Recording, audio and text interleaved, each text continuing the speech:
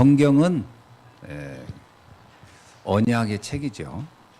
그래서 성경은 역사책이 아니고요. 또 무슨 교훈책도 아닙니다. 성경은 정확하게 얘기하면은 약속의 책이에요. 그래서 이것을 커버넌트라고 합니다. 커버넌트란 얘기는 하나님과 인간이 맺은 약속을 기록한 책이다, 이런 의미죠. 그래서 성경을 구약이라고 합니다. 구약은 뭐의 약자냐면은 오래된 약속이라는 뜻이에요. 그리고 신약이라고 하죠. 그것은 새로운 약속의 책이다, 이런 말입니다. 그러니까 여러분이 그 성경이라는 그 단어 자체에서도 약속을 찾아내야 돼요. 그러니까 구약 신약 하면 그냥 무슨 소설책 제목인 줄 알면 안 되거든요. 그래서 Old Testament, New Testament 이런 말을 합니다. 그리고 이것을 한마디로 말해서 Covenant라고 하죠. 그리고 또 한마디로는 Living Bible이라는 살아있는 책이란 뜻으로도 씁니다. 그러니까 성경을 여러 형태로 설명하는데 이제 그거를 이제 한마디로 말하면 약속의 책이다, 이런 얘기죠. 그래서 여러분이 성경을 읽으면서 하나님과 내 사이에 약속, 계약, 언약을 찾아내야 돼요. 그러면 구약 성경은 뭘 말하는 걸까요? 구약 성경은 오래된 약속은 무슨 오래된 약속이냐? 구약 성경은 전체가 오실 메시아, 앞으로 올 메시아가 올 것이라는 것에 대한 약속입니다. 자, 그래서 여러분이 그 마가복음 24장 27절에 보면은 이렇게 썼어요. 모세의 기록, 모든 선지자의 글, 그리고 모든 성경이 무엇을 설명하느냐? 바로 나를 기록한 것이다. 나를 설명한 것이다. 이렇게 말하고 있어요. 그게 무슨 얘기인가? 모세오경이면 창세기, 출애굽기, 레위기, 민수기, 신명기가 다 오실 메시아를 설명한 거고, 선지자의 글 하면 선지자 뭐예요?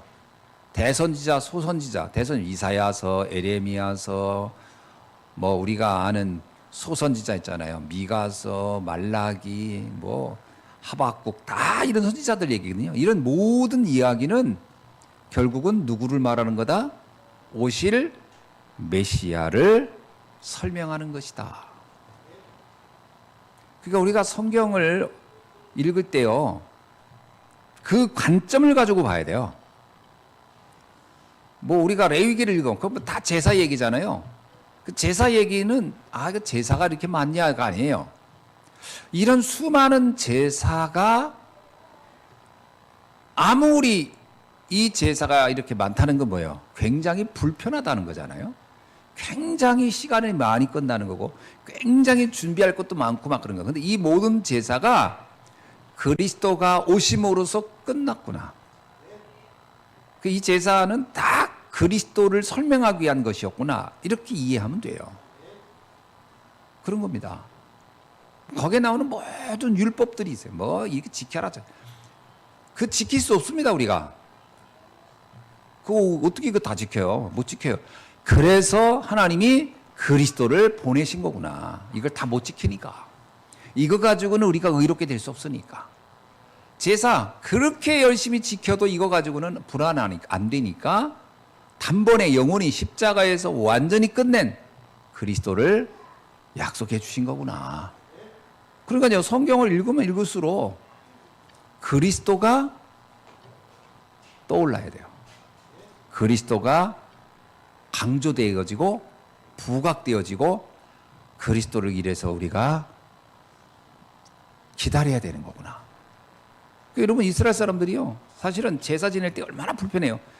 이거 언제쯤 이거 끝날까? 이런 거, 이런 귀찮은 것들이, 이 힘든 것이 그리스도 빨리 오셔야 되겠구나 라고 소망하지 않겠어요? 그런 얘기입니다. 그게 율법 아, 너무 많아. 아, 이거 다 지켜가지고 우리가 어떻게 의롭게 될 수 있어. 그리스도 빨리 오셔야 되겠구나. 이런 마음을 고대하게 하는 거죠. 그러니까 진짜 이 성경의 내용을 제대로 알면요. 성경을 읽으면 읽을수록 여러분 구약 읽기가 얼마나 힘들어요. 아, 이래서 그리스도 빨리 오시라는 말이구나. 이렇게 이해해야 되는 거예요, 사실. 알겠습니까? 예. 그래서 마가복음 24장 44절에서도 이렇게 얘기해요. 또 이르시되 내가 너희와 함께 있을 때 너에게 말한 바, 다시 말하면 내가 그동안 아마 예수님이 제자들하고 한 얘기를 다 기록은 못했어요. 이 성경에 어떻게 이거 다 기록했겠어요. 여러분 한 달간 말도 다 써면 책 몇 권 나올 거예요. 예수님이 제자들과 한 얘기는 다 기록할 수가 없어요. 그냥 어떤 경우는 잊어진 것도 있고 잊혀진 것도 있고 기억 못한 거 있어요. 근데 그 기록한 것 중에 이런 얘기를 하는 거예요. 내가 말했는 것 중에 모세 율법, 선지자의 글, 시편이 다 나를 가리켜 기록된 것이라고 말했고 그것은 꼭 반드시 이루어진다고 말하지 않았더냐. 그 성취가 바로 나야 라고 얘기했다는 거예요. 야, 이건요 누가 한 말이 아닙니다. 예수님이 한 말이지. 이게 이제 구약이 말하는 내용이에요. 아셨죠? 예, 구약 성경. 그럼 신약은 뭐냐? 드디어 그분이 오셨다는 거예요. 이제 그 예언하신 분이 우리에게 나타났다는 것이 신약 성경입니다. 신약은 뭐예요? 뉴 테스트먼트, 새로운 약속이에요. 이제 드디어 약속의 주인이 우리에게 오셨다. 그래서 마태복음 1장이 바로 어떤 얘기냐면요. 그분이 약속대로 우리에게 오셨다라는 말을 하는 거예요. 그래서 쭉 뭐 1장을 보면 뭐 이렇게 누가 누구 낳고 이게 뭐야? 구약에서부터 쭉 얘기해요. 구약의 이 수만 가지 기록들이 결국은 예수님을 향해서 드디어 이렇게 나오잖아요. 성령으로 잉태하여.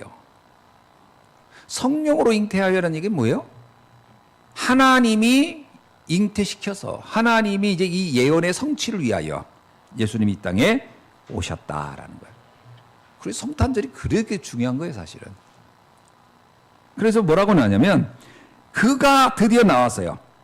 21절에 보니까 1장 아들을 낳으니 이름을 예수라 하라. 이는 그가 자기 백성을 그들의 죄에서 구원할 자이심이라. 이 모든 일들은 주께서 선지자로 하신 말씀을 이루려 하심이니라. 선지자들이 했던 그 수만 가지의 예언이 드디어 우리 앞에 성취되었다. 참 놀랍고 놀라운 일이죠. 그래서 요한복음에서도 요한은 이렇게 얘기해요. 1장 14절에서 말씀이 육신이 되어라고 해요. 그 말씀이 할 때 그 말씀은 뭐냐면 하나님께서 구약에서 예언했던 그 말씀이 구약에서 오래전에 약속했던 그 말씀이 드디어 우리에게 실체로 나타났다. 충격적인 얘기잖아요. 그 예언이 실체화됐다는 거예요. 그러니까 우리 눈앞에 있어요. 뭐라고요? 우리가 그를 봤어요. 그의 영광을 보리. 그러니까 하나님의 말씀이 성취된 자를 보니까 그게 영광인 거예요. 영광이란 말, 글로리아란 말이 하나님의 나타남이라는 뜻이거든요. 현현이라는 말이. 하나님이 나타났을 때 우리는 두렵고 떨리는 거예요. 오, 그 영광스러움 이러거든요. 글로리아예요. 그래서 글로리아란 말은 사실은 인간에게는 붙이는 단어가 아니에요. 사람 이름을 뭐 강글로리아 이렇게 하더라고. 그럼 그 강글로리아가 하나님의 현현인 거예요. 사실은. 글로리아란 말 자체가요. 그리스도에 대한 그 어떤 그 형용사적 표현입니다. 형용사적 표현. 너무 놀라운 분, 너무 대단한 분, 뭐 이런 의미로 쓸 때 글로리아라는 말이죠. 그래서 사실 사람한테 글로리아라고 붙이는 건 좀 과하긴 하죠. 여러분, 예수라는 이름을 붙인 사람은 봤어도 내가 그리스도라고 붙인 사람은 내가 못 봤어. 강그리스도, 이렇게 뭐 최그리스도 들어본 적 있나요? 그 외국에서는 있던가요? 그리스도라? 그리스도라는 이름을 붙인 이름이 없어요. 왜냐하면 그건 구원자라는 뜻이거든요. 그 이름을 붙이는 순간 그 사람은 그 이름에 막 눌려가지고 야, 넌 그리스도가 돼야 돼. 그러면 이거 보통 문제가 아닌 거예요. 그래서 사실은 글로리아란 말도 사람에게는 잘 안 붙이는 단어입니다. 근데도 가끔 이게 여기 이런 성경적인 걸 의미를 모르는 사람들이 붙이긴 하더라고. 내가 아는 어떤 사모님은 글로리아 사모님이 있더라고. 그게 사실 그리스도란 말과 거의 동일합니다. 동일하. 그분이 우리에게 나타났다. 그래서 뭐라고요? 그의 영광을 보니 아버지의 독생자의 영광이요 은혜와 진리가 충만하더라. 참 놀랍죠. 그러니까 신약은 뭐냐? 드디어 약속하신 그분이 나타났다. 그래서 오늘 이제 이 고린도전서에서 예수님이 하신 말씀, 성경을 여러분 볼 때 보면요, 예수님이 직접 하신 말씀은 빨간 글씨로 돼 있고, 그 선지자들이 쓴 거라든가 이렇게 그 사도들이 쓴 것은 다 검은 글씨로 돼 있는 거예요. 그래서 그거는 옛날에는 그렇게 안 돼 있는데 언제부턴가 성경을 인쇄하는 분들이 이렇게 구분해서 보라고, 그래서 여기 이렇게 성경을 읽다가 빨간 글씨로 나온 것은 예수님이 직접 하신 말씀입니다. 그렇게만 이해하면 돼요. 여기 보면 이것을 너희를 위하여 내 몸이니 이것을 행하여 나를 기념. 이건 예수님이 했단 말이죠. 그리고 25절에도 이 잔은 내 피로 세운 새 언약이니, 이것도 예수님이 하셨단 말씀이에요. 새 언약이니 이것을 행하여 마실 때마다 나를 기념하라. 그리고 그 다음에 설명 부연한 것은 이제 그 바울의 부연 설명이기 때문에 그건 검은색으로 돼 있어요. 너희가 이 떡을 먹으며 이 잔을 마실 때마다 주의 죽으심을 그가 오실 때까지 전하는 것이냐. 요건 바울의 설명인 거고, 예수님이 직접 한 거는 이제 내가 새로운 언약으로 왔다. 이렇게 말씀해 주신 거예요. 그래서 오늘 제 설교 제목을 제가 쭉 읽다가, 이걸 이제 성만찬할 때 가장 많이 쓰는 멘트잖아요. 그런데 성만찬할 때 제일 많이 쓰죠. 요 성공 구절을. 근데 제가 성만찬의 개념보다는 이 내용의 핵심이 뭐냐 쭉 보니까 새 언약인 거예요. 새 언약. 그리고 새 언약인데 어떤 새 언약? 피로 세운 새 언약. 근데 여러분들 기억나기 좋게 그냥 새 언약 이렇게 했어요. 원래는 피로 세운 새 언약 했다가 좀 긴 것 같아. 그래서 새 언약. 그리고 나서 새 언약 하면 또 그렇잖아요. 새 언약의 비밀. 그러니까 제목 하나 적는데도 상당히 오랜 생각을 했습니다. 제가 이 설교 말씀은 모스크바 있을 때 비행기 타고 왔다 갔다 하면서 사실은 그때 다 마음으로 정리했던 설교들입니다. 자, 그러면서 근데 이 놀라운 이 피로 세운 새 언약이라는 게 정확히 뭐냐? 뭐 한마디로 말하면 예수 그리스도죠. 근데 왜 굳이 새 언약이 필요하냐라는 거예요. 그죠? 언약이면 언약이지 옛 언약은 뭐고 새 언약은 뭐냐? 왜 새 언약이 필요할까? 그거를 이렇게 얘기하고 있어요. 히브리서 10장 10절로 14절 한번 볼게요. 우리 다 같이 한번 봅시다.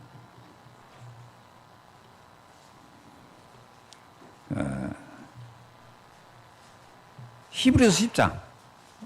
여러분 어차피 성경을 평상시 안 읽으니까 오늘이라도 읽으셔야 돼요.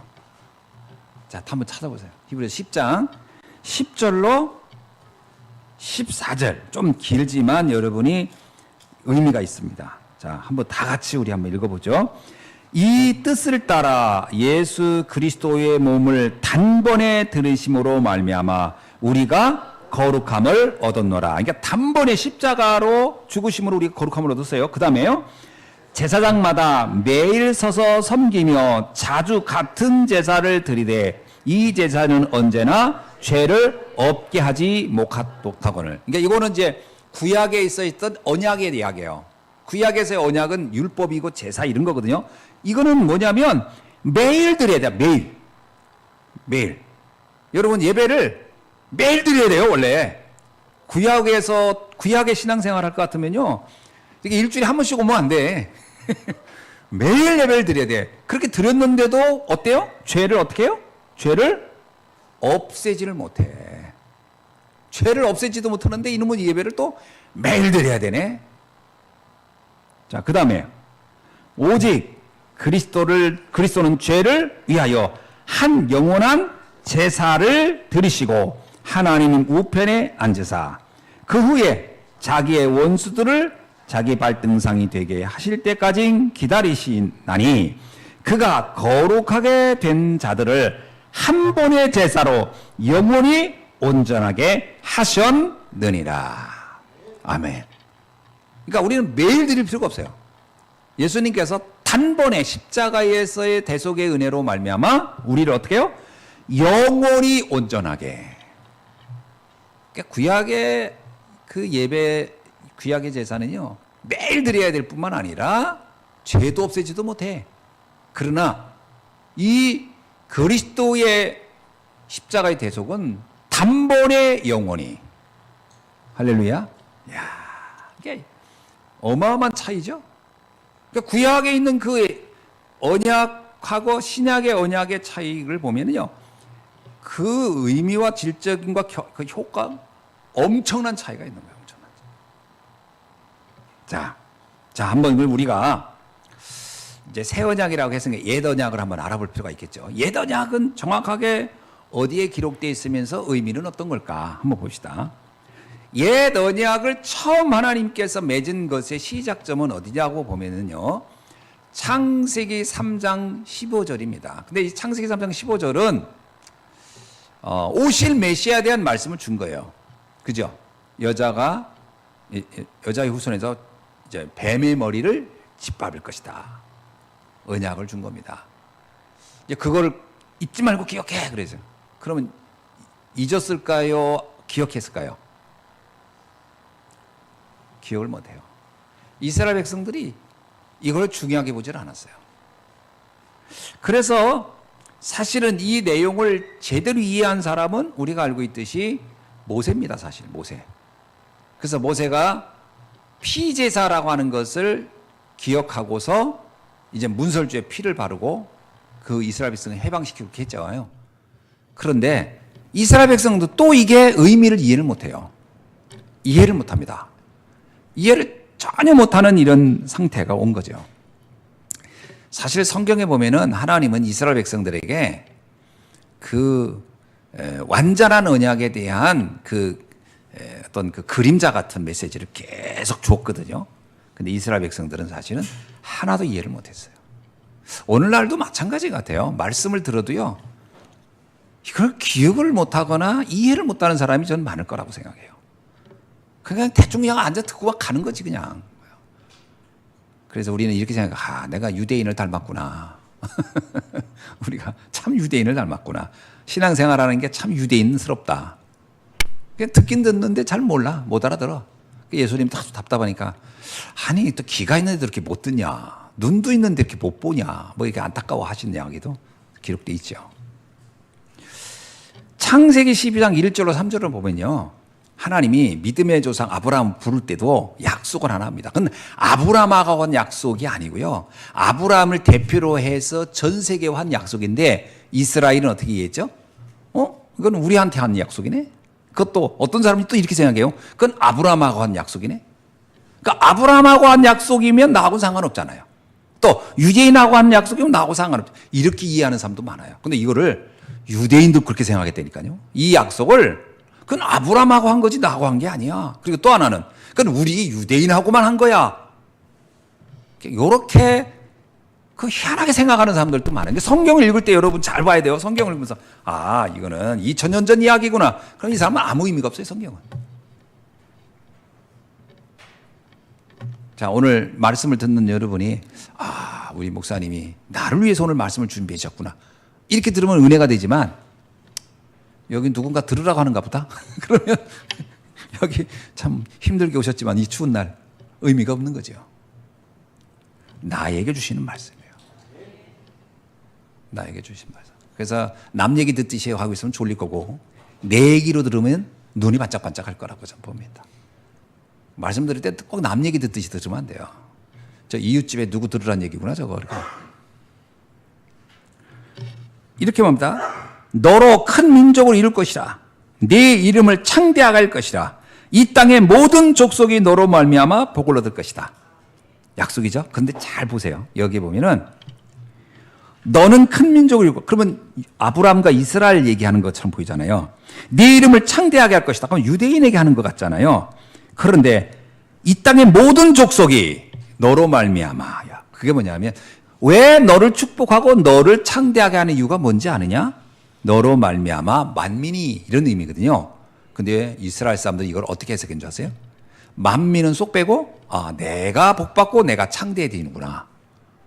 요렇게만 이해한 거예요. 그러니까 말씀을요 꼭 다 잘라내고 자기가 듣고 싶은 것만 듣는 사람들 있죠. 꼭 그렇잖아요. 내가 그걸 진짜 학교 다닐 때 많이 느꼈어. 이게 선생님이 얘기했다는 거예요. 근데 내 옆에 내가 얘기했죠. 전에 전교 1등 하는 애하고 나하고 같이 자리였다고. 근데 걔는 시험 보는데 막힘없이 쓰는 거야. 나는 자꾸 막히는 거예요. 그래서 내가 물어봤지. 야, 넌 이거 처음 듣는다. 그랬더니 뭐라는 줄 알아요? 처음 듣긴. 자, 봐라. 내 노트를 봐라. 다 했지. 걔 노트를 딱 펼치면 다 한 얘기야. 내 노트는 그게 없어. 그러면서 그 친구가 그러다, 그거 너하고 나하고의 공부 차이는 너는 잘라 듣고 있고 나는 통째로 듣고 있어. 그러더라고요. 잘라 듣습니다, 사람들. 말씀을 들어도요, 다 잘라 들어요. 거두절미하고 지 듣고 싶은 것만 듣는 거예요. 어떤 애는 뭐라는 줄 알아요? 선생님이 수업 시간에 농담한 것만 기록해놨어. 걔는 자기가 듣고 싶은 건 농담한 거 그거밖에 기억이 안 나. 수업의 내용은 하나도 없어. 같이 들었는데 어떻게 이게 다를 수가 있을까? 잘라 들어서 그래요. 이스라엘 백성들이 말씀을 잘라 들었어요. 그래서 네 이름을 창대하게 하겠다. 너를 큰 민족이 이루겠다. 요 얘기만 기억했지. 그렇게 사려는 의도는 모든 민족을 복되게 하려는 거야. 요 뒤쪽은 기억을 안 한 거지. 우리가 신앙생활 잘못하면 이렇게 됩니다.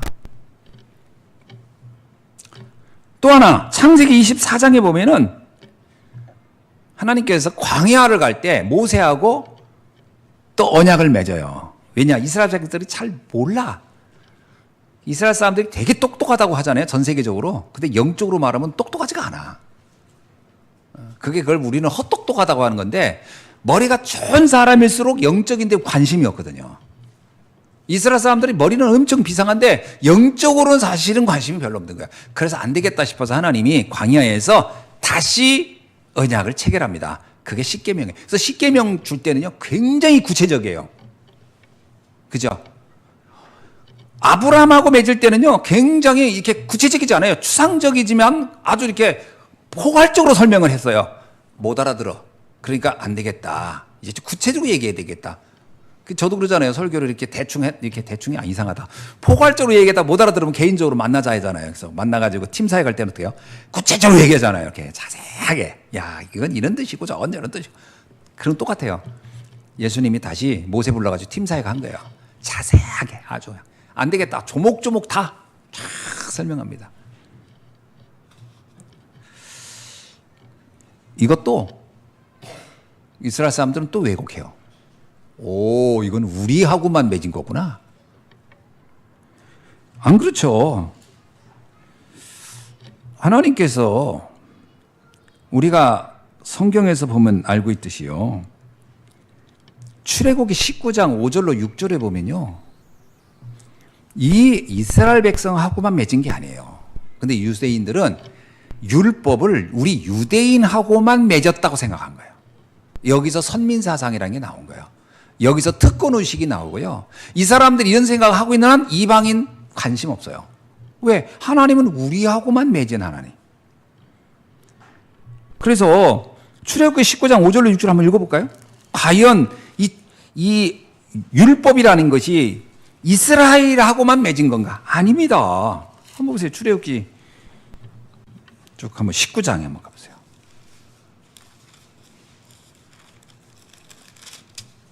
5절로 6절 한번 읽어봅시다. 시작.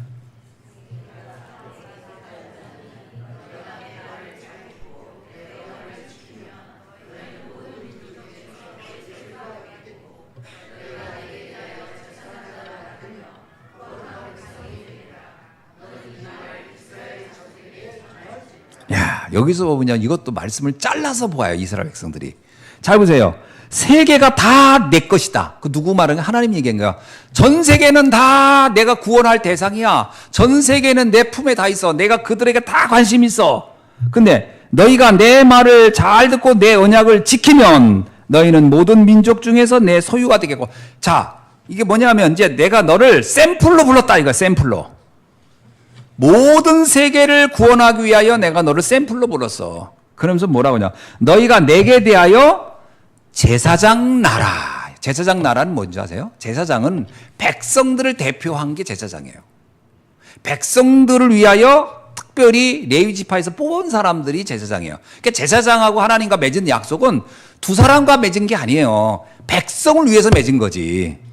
그러니까 이스라엘 백성에게 말하기를 전 세계가 내 것이야. 전 세계를 내 구원하려고 그래. 그래서 너희를 특별히 선택해서 그래서 나는 너를 축복할 거야. 그래서 내가 전 세계를 구원할 대표적인 민족으로 나와 맺은 언약을 통하여 세계를 살려라.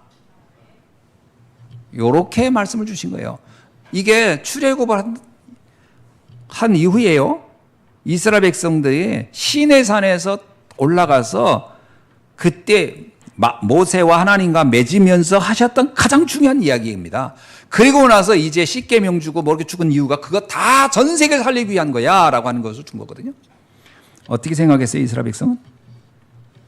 아, 하나님이 우리하고만 관계를 맺는구나. 우리만 하나님이 특별히 선택해서 특별하게 우리를 구원하고 우리 축복하려고 하는구나. 이방 나라하고는 관계 끝. 이방인들은 죽든지 말든지 상관없어. 이렇게 이스라엘 사람들이 생각한 거예요. 그래서 이스라엘이 어떻게 되세요? 그 못 알아듣니까 포로, 속궁, 노예, 그 다음에 유랑민, 고난을 엄청 당합니다. 왜? 못 알아들어서. 그래서 그 히브리서 10장 1절에 이렇게 얘기합니다. 옛 언약은 새 언약을 위한 그림자다. 또 갈라디아 3장 24절은요. 이 옛 언약은 그리스도께 인도하는 몽학선생. 몽학선생이란 말이 오늘날로 번역하면 이건 좀 어려운 표현인데 몽학선생이란 말은 초등교사라는 뜻이에요. 최초의 기초를 가르쳐주는 교사. 무슨 얘기냐? 율법은 그리스도로 안내하는, 그리스도로 인도하는 초급 교사의 역할을 하는 거야. 그러면서 히브리서 8장 13절 한번 읽어볼까요? 히브리서 8장 한번 다 같이 읽어봅시다. 히브리서 8장 13절. 이거 되게 중요한 얘기입니다. 자, 한번 읽어보세요. 시작.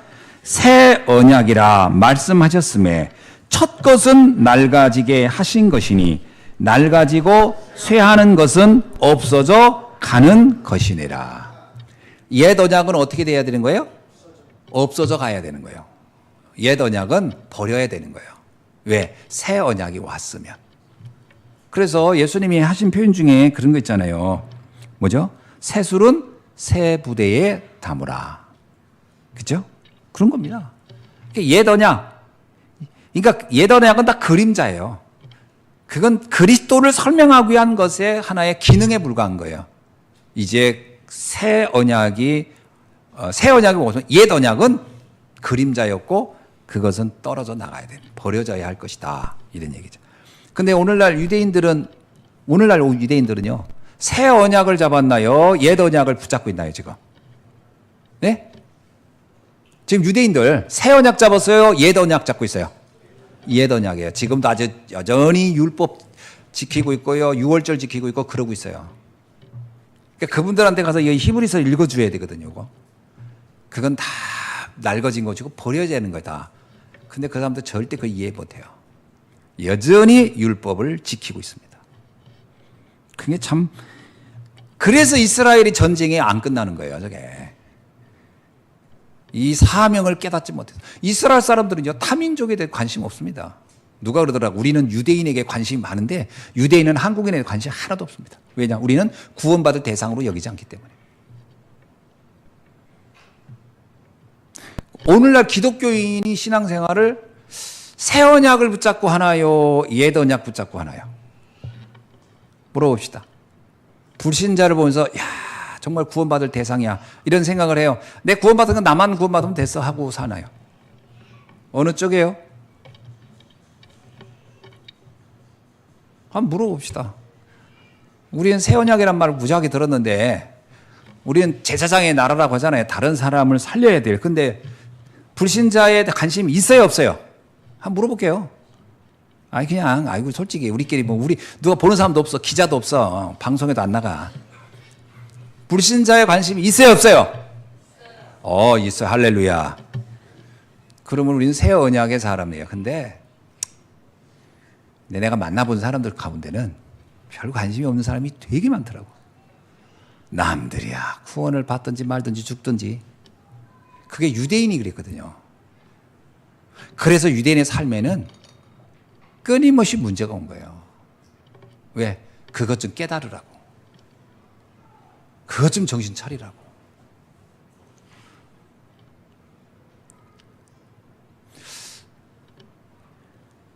곽효셉 목사님 아시죠? 세계비전교회 목사님은 모든 메시지 할 때 꼭 하는 게 있어요. 축복 중에 최고의 축복은 만남의 축복입니다. 전 그 말이 굉장히 일리 있다고 봐요. 여러분 우리가 불신자를 계속 복음 전해서 구원하는 과정의 만남이 사실 축복 중에 굉장히 큰 축복입니다. 그런 거 잘 안 하거든요. 왜? 유대인을 닮으셔가지고. 유대인을 닮았어요. 그냥 나만 구원받으면 돼. 나만 하나님과 언약 맺은 백성이면 돼. 참 곤란합니다. 곤란해요. 우리가 북한 선교한다 할 때 그것도요. 사실 어떤 면에서 새 언약을 잡은 백성이다 그러면 북한에 대해 관심 갈 수밖에 없어요. 그들을 위해 구원의 대상이에요. 저들을 살려야 되겠다. 이래야 되는데 옛 언약의 스타일에 빠져 있으면요. 저들은 죽든지 말든지 굶든지 말든지 관심 없는 거예요. 세계 선교. 자, 민족들이 망하든지 말든지 그저 나는 우리만 평안하면 돼. 이거 정말 이스라엘 사람들이 딱 그 생각 속에 있었어요.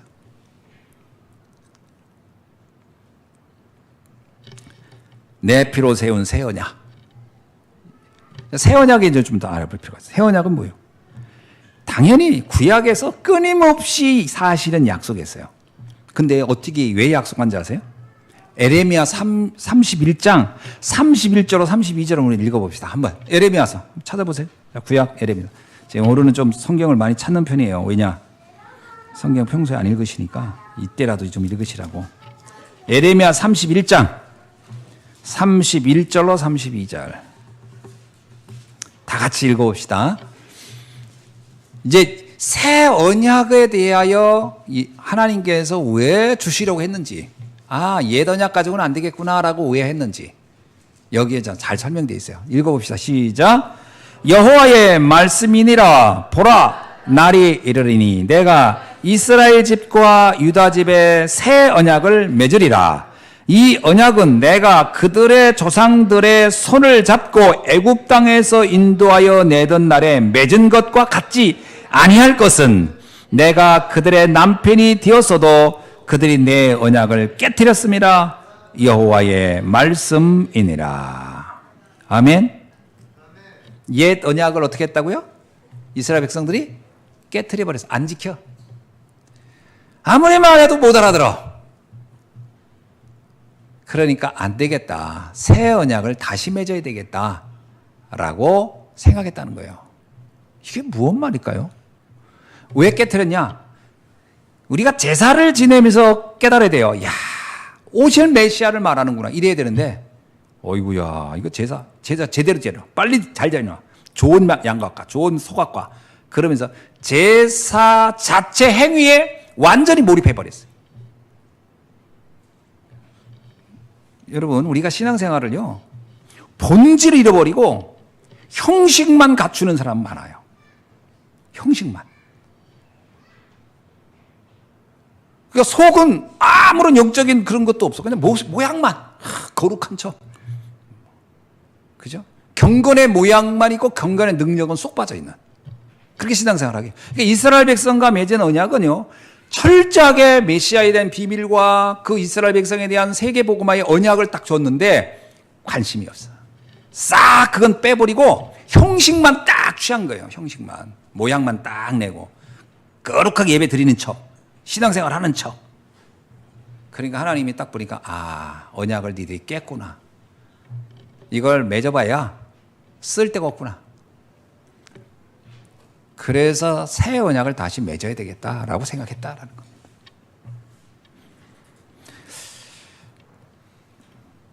그래서 히브리서 9장 15절에 이렇게 말씀하고 있는 겁니다. 자, 우리 한번 볼까요? 히브리서 9장. 이제 새 언약의 주인공이 드디어 나타난 겁니다. 히브리서 9장 15절. 다 같이 읽어봅시다. 시작. 이로 말미암아 그는 새 언약의 중보자시니 이는 첫 언약 때에 범한 죄에서 속량하시려고 죽으사 부르심을 입은 자로 하여금 영원한 기업의 약속을 얻게 하려 하심이라. 영원한 언약을 얻게 하시고 하나님이 새 언약을 맺은 거죠. 그래서 새 언약의 주인공은 예수 그리스도입니다. 그러면 예수 그리스도라는 그 비밀 안에 세 가지의 중대한 축복이 있는 거예요. 하나는 뭐죠? 참 왕 되시는 그리스도예요. 사단의 일을 멸하시는. 참 제사장 되시는 그리스도예요. 우리의 모든 죄와 허물을 완전히 소멸하시고 나를 생명으로 영생을 주신 하나님. 참 선자 되시는 예수 그리스도예요. 지옥에 갈 수밖에 없는 우리의 운명을 천국 백성으로 만들어 주신 거예요.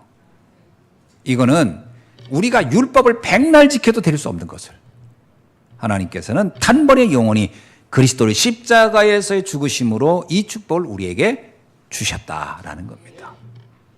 그래서 새 언약은요, 이제 지키는 게 아닙니다. 잘 들어보세요. 옛 언약은 지키는 거예요. 내가 막 제사를 지키고 뭘 지키고 할 게 많아. 굉장히 옛 언약은요, 신앙생활이 고달프게 뭔가를 막 계속 해야 돼. 안 된다는 걸 알았어요. 그래서 새 언약은 뭐냐? 싹 없애버리고 그냥 믿게 만들었어. 여러분, 고달프게 하는 걸 신앙생활로 하는 쪽이 나아요? 딱 믿는 쪽이 나아요? 어느 쪽을 여러분 선택하겠습니까? 믿는 쪽이죠? 근데 신기하죠. 많은 사람들은요, 신앙생활을 뭔가를 하는 걸 좋아해. 뭘 하는 걸 좋아한다니까? 뭔가 막 봉사도 하고, 뭐 이런 거 하면 신앙생활 하는 것 같고, 그죠? 막 뭘 하면 막 신앙생활 하는 것 같아. 막 금식도 한 40일씩 시키고 막 그러면 막 신앙생활 하는 것 같아요. 그 머리다 뭐 하나 더 뒤집어 씌워주고 막, 뭐라도 막 입혀주고 막, 그럼 신앙생활 하는 것 같거든. 근데 그냥 예수를 믿으면 돼. 그러면 신앙생활이 안 하는 것 같아. 뭐 신앙생활이 이렇게 간단해? 하나님께서 다 시도해봤어요. 안 해본 게 아니야. 양 잡아가지고 막 각 뜨고 막 뼈 부러뜨리고 막 가죽 벗기고 털도 다 태워버리고 막 그러면서 막 피도 흘려버리고 해봐라 했어요. 니들 그렇게 좋아하니까. 근데 이거 가지고는 안 돼. 그것도 어쩌다 하는 건 또 신앙생활 하는 것 같지 않으니까 매일 해봐. 그럼 매일 그렇게 해봐. 매일. 안 돼. 그래도 못 알아들어. 그러니까 아예 방법을 180도 바꿔버린 거예요. 어떻게 해요? 믿으라. 그분이 십자가에서 죽으심으로 모든 죄와 모든 저주를 소멸하시고 너희는 믿음으로 사망에서 생명으로 모든 흑암의 권세에서 해방되어지고 천국 백성이 되는 은혜를 주신 겁니다. 그래서 이 새 언약의 가장 중요한 뜻은 의미 중에 하나는 뭐냐? 사실은요, 예수 그리스도의 구속의 은혜에 대한 믿음입니다. 그 은혜에 대한 믿음. 근데 이 믿음이 잘 안 만들어져. 그래서 말씀을 계속 들으라고 하는 겁니다. 그래서 바울이 얘기했어요. 믿음은 말씀을 들을 때 생기는 거야. 굳이 우리가 하는 게 있다면 딱 하나예요. 말씀을 듣는 자리에 와 있는 거예요. 그래서 얼마나 성실하냐, 얼마나 양심적이냐, 얼마나 선행이냐, 얼마나 봉사를 잘하냐, 그거 가지고 그 사람의 신앙이 좋다 나쁘다로 절대 보면 안 됩니다. 그거 보가지고는 100% 실패합니다. 그런 사람일수록 영적인 데는 무감각할 수 있어요. 그게 마리아와 마르다 이야기예요. 마르다는 예수님이 왔을 때 막 대접하는 거 좋아하고 섬기는 거 좋아합니다. 그런데 말씀 들으라고 했더니 말씀 듣는 관심이 없네. 근데 마리아는 반대로 나는 말씀 듣겠다 그러고 주님의 발 앞에 앉아서 말씀 듣는 경청하는 장면이 나와요. 그 극단적으로 그럼 교회 일 아무것도 하지 말고 말씀만 들어 이 말이 아니라 무엇이 가장 중요한 신앙의 킹가를 말해주는 거예요. 말씀 듣는 자리. 다른 어떤 것보다도 말씀 듣는 것을 최우선으로 둬야 됩니다. 그러니까 이게 영적인 걸 아는 목사님들은 어떤 성도가 가장 불안한 성도인지 아세요? 굉장히 성실하고 착실하고 이런 분들을 뭔가 마음이 든든하네 이렇게 생각지 않습니다. 말씀 듣는 걸 소홀히 하면 불안합니다. 믿음이 소멸되겠구나. 이렇게 소멸까지는 되지는 않지만 믿음이 잘못하면 믿음이 나를 이끌어 가야 되는데 그래서 시작은 영으로 시작했다가 삶은 육으로 끝나는 것처럼 비슷하게 되는. 그래서 부끄러운 구원 받을 수도 있으니까 그 안타까움이 있을 수 있죠. 그래서 말씀 듣는 자리에 있을 때 목회자는 가장 든든합니다. 성도가. 그래서 목사님은 다른 건 스캔 안 하는데 딱 스캔하는 게 주일날은 스캔합니다. 누가 빠졌지. 여러분 그거 정말 신기해요. 빠진 사람은 잘 눈에 띕니다. 말씀의 자리에 없기 때문에. 그만큼 중요해요. 말씀이. 왜냐? 새 언약을 누리는 최고의 방법이 말씀과 기도입니다. 이거는 하나님께서 그렇게 정한 거예요. 여러분. 그거 잊지 마세요. 저는 아닙니다. 그건 개인 생각이고 성경은 그렇게 말하고 있잖아요. 그래서 이 새 언약을 뭐라고 얘기했냐? 우리 고린도전서 한번 가보세요. 이것을 26절 한번 볼게요. 25절 26절 보니까 이것을 기념하고, 기념이란 얘기는 기억하고라는 뜻입니다. 이거를 너에게 각인시켜 놓고, 그리고 어떻게 하라? 26절에 보니까 주의 죽으심을 그가 다시 올 때까지 뭐하라? 전하라. 그러니까 이 복음을, 새 언약을 내 안에 각인시키고 이 언약을 전달하는 거, 이게 우리가 해야 할 신앙생활이에요. 신앙생활은 두 가지예요. 엄밀하게 말하면 말씀을 각인시키고 말씀을 전달하는 겁니다. 자, 그래서 사실 성만찬을 왜 만드셨겠어요? 성만찬 만든 이유는 다른 게 아닙니다. 말씀을 각인시키려고 주신 게 성만찬이에요. 우리가 가끔 포도주 먹고 싶어서 성만찬 하는 게 아니고, 그리고 빵이 먹고 싶어서 하는 게 아니에요. 주님의 구속의 은혜를 각인시키기 위해서 성만찬 하는 거예요. 각인시키기 위해서. 그리고 또 하나, 이거를 전하는 겁니다. 뭘 전하는 거예요? 성만찬을 전하라는 말이 아니에요. 그리스도의 십자가의 구속의 은혜를 전달하라. 이게 신앙생활입니다. 자, 말씀을 맺습니다. 이 그리스도의 복음의 능력을 우리가 각인하고 전달하는 이유가 뭘까? 그거는요, 그렇게 해야 현장이 흑암이 꺾입니다. 그래서 그래야 현장의 저주 재앙이 떠납니다. 다른 방법은 없어요. 왜 예수님이 이렇게 강조했을까? 왜 하나님은 창세전부터 이 언약을 만들어서 이스라엘 백성에게 전달하려고 해? 목적은 하나요. 에덴을 회복시키는 거예요. 하나님의 나라를 회복시키는 것이 목적이에요. 그 방법이 오직 복음 외에는 안 되니까.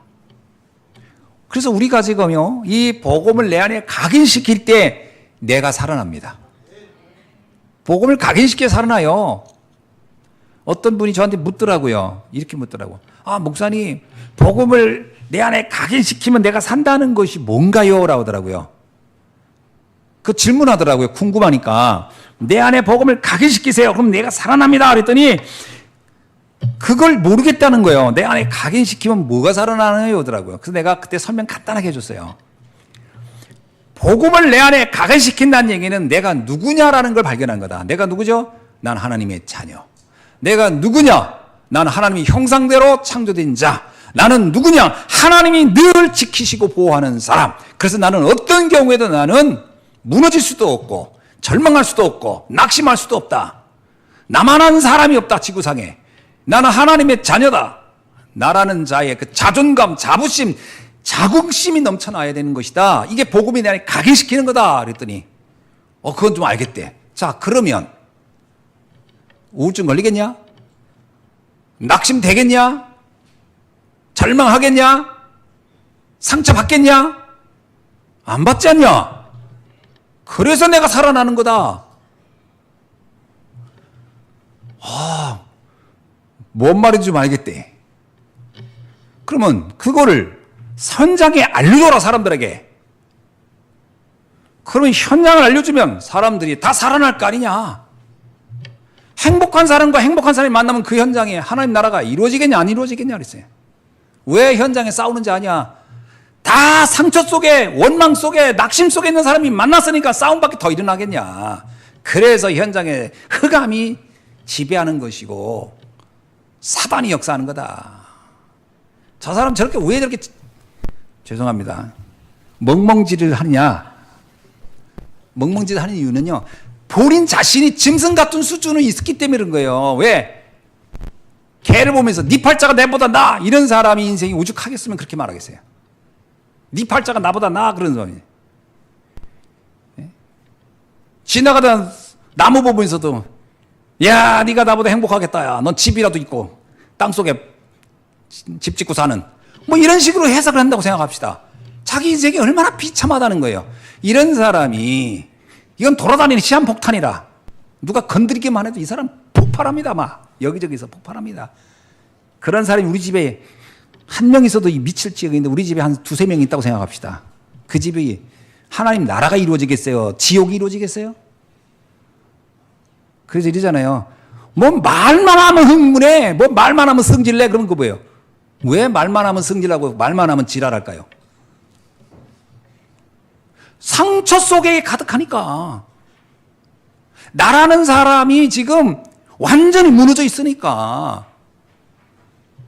아니, 그러니까 이러잖아요. 아니, 내가 그거 뭐 아쉬워서 그래. 먹여줄 거, 자유줄 거 다 했는데 왜 개난리를 쳐. 그러잖아요. 아닙니다. 본인은 무너진 거예요. 왜 무너지죠? 나라는 사람이 어떤 존재인지라는 것을 상실하고 있기 때문에. 나를 살리는 거예요. 복음이 각인된다는 것은 내가 살아난다는 거예요. 요셉이라는 사람이 복음으로 각인됐어요. 형들이 증오를 하든 저주를 하든 상관이 없어요. 왜? 내가 살아나 있으니까. 보디발 집에 가가지고 그렇게 그 집안에서 나를 괴롭히고 힘들게 해도 상관이 없어요. 내가 살아났으니까. 복음이 각인한단 말이 얼마나 중요한지를. 그래서 내가 그분이 당신 정말 질문 잘했다 그래서 내가 이거 알아듣지도 못하면서 아는 척하고 끄떡거리는 것보다 낫다네 그랬어요. 그런 사람이 태반이더라고. 알아듣지도 못하면서 아는 것처럼 저는 알고 있습니다. 그러고 돌아가가지고 원망하고 불평하고 짜증내고 못 알아듣고 있다는 거잖아요.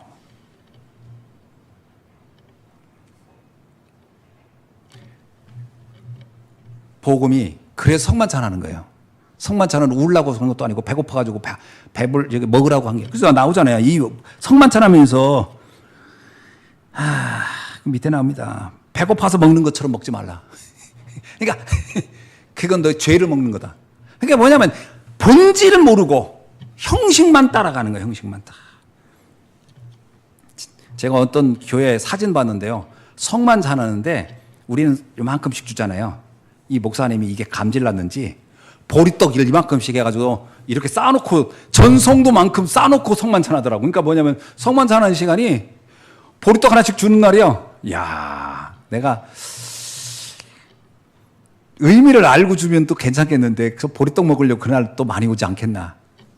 그런 식이 되는 거냐. 그건 진짜 아무것도 아니야. 그건 신앙도 아니고 그건 아무것도 아니야. 말씀, 복음이 내 안에 각인돼야 돼요. 각인돼야 돼요. 내가 살아나면, 내가 살아난다는 얘기는 내가 감사가 넘치는 거예요. 막 행복한 거예요. 기쁜 거예요. 내 삶에 대한 보람이 있는 거예요. 그러면 내 안에 하나님 나라. 그래서 예수님 그러잖아요. 하나님 나라는 여기 있다 저기 있다 하지만 네 안에부터 시작되는 거다. 하나님 나라가 여기 있다 저기 있다. 아니 그런 게 어딨냐. 이미 너 아는 지옥인데 무슨 하나님 나라가 주변에 만들어지는. 여러분 내가 지옥 같으면요. 내가 옛날에 안 그랬어요. 내가 너무 괴로울 때 봄날인데 벚꽃이 쫙 핀 저기 그 어디 벚꽃 핀 길을 걸어가는데 이런 생각 나더라고요. 예를 들면 그런 느낌이더라니까. 아니 나는 괴로워 죽겠는데 너는 왜 나무 그냥 꽃 펴가지고 사람 더 우라통을 터지게 해? 왜? 그러니까 꽃 피니까 사람들이 여기저기 막 웃잖아요. 그게 짜증나는 거야. 톱 갖다가 전 벚나무를 다 베버리에든가 해야지. 내가 괴로우면 주변이 아무리 천국 같아도 천국으로 보이지 않는 겁니다. 그러나 내가 천국이면 꽃이 하나도 없고 앙상한 곳에 가서도요 뭐라고 할까요? 야, 빈 공간에 여유가 있네. 나무가 없어도요 여기에 새로운 뭔가를 지을 수 있는 장소가 되겠네. 에? 뭐 건물 질 때 좋겠네. 나무 안 잘라내서 이렇게 보이는 겁니다. 내가 천국이면. 아멘. 이 복음에 대한 이해를 좀 설명해서 제가 좀 극단적인 얘기를 좀 하고 있는 건데, 가장 중요한 건 복음을 통해 내가 누군가, 그걸 예수님께 십자가에서 완벽하게 우리에게 약속한 거예요. 너는 죄인이 아니고, 너는 뭐 괴로울 것도 없고, 이미 다 내가 너를 모든 축복을 줬다. 여기서부터 시작하라는 거예요. 새 언약의 비밀입니다. 그러면 내가 살고, 내 가정이 살고, 내가 있는 현장이 살고, 민족이 살고, 세계가 사는 줄로 믿습니다. 기도하겠습니다. 하나님 감사합니다. 오늘 주신 말씀을 통하여 정말 내 안에 그리스도가 완벽하게 각인되어서 하나님의 자녀의 신분, 하나님의 형상을 지닌 자의 은혜와 축복, 그리고 성령께서 나와 동행하여 주시고 기도할 때마다 주께서 반드시 천군 천사를 동원하여 역사하신다는 사실을 확신하고 믿으며 이 땅에서 가장 행복한 자로 새 언약의 비밀을 가지고 살아갈 수 있도록 축복해 주옵소서. 예수 그리스도의 이름으로 기도하옵나이다. 아멘.